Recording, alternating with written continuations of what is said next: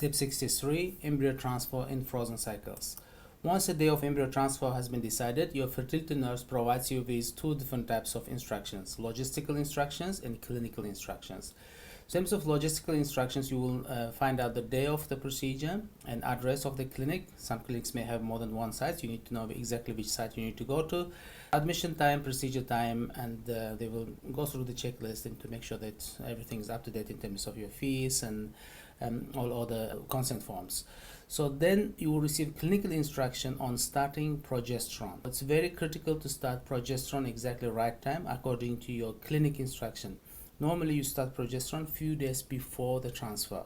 If you start progesterone too early or too late, so you may end up doing transfer outside the implantation window. So it's very important to double check the exact day of starting progesterone and dose and how many times you need to use the progesterone.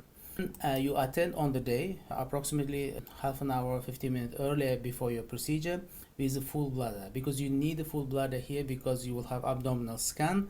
So full bladder gives a window to the uterus, and you can actually see the transfer of embryo into your uterus if you have a full bladder and if the scan quality is good.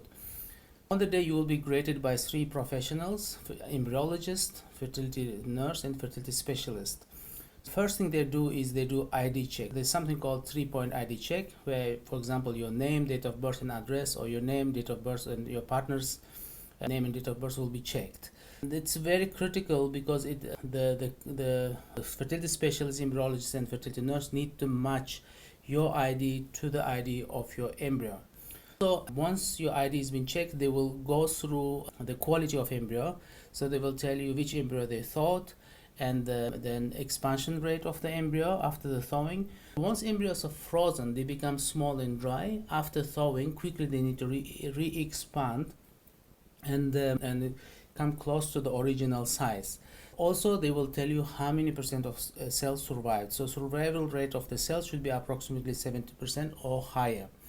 Then fertility specialists and embryologists go into the lab and they will check the ID of the embryo and match against your ID. Some clinics use electronic system for that, but still you need to double check. The fertility specialists and embryologists need to check even if you're using electronic system. Usually the embryo will be displayed, the dish with the embryo will be displayed on the screen. You can again triple check your name and date of birth on the dish which contains your embryo, and you will get to see your embryo and you can take a picture of the embryo at that time. And fertility specialist starts procedure. There are 2 different types of embryo transfer procedures. One-step procedure where once speculum is placed, when you had ultrasound scan, once endometrium is visualized, embryologists can bring the embryo in the catheter, and fertility specialists can do one-go transfer. Or there is a 2-step method where fertility specialist puts outer catheter inside the uterus first under scan guidance.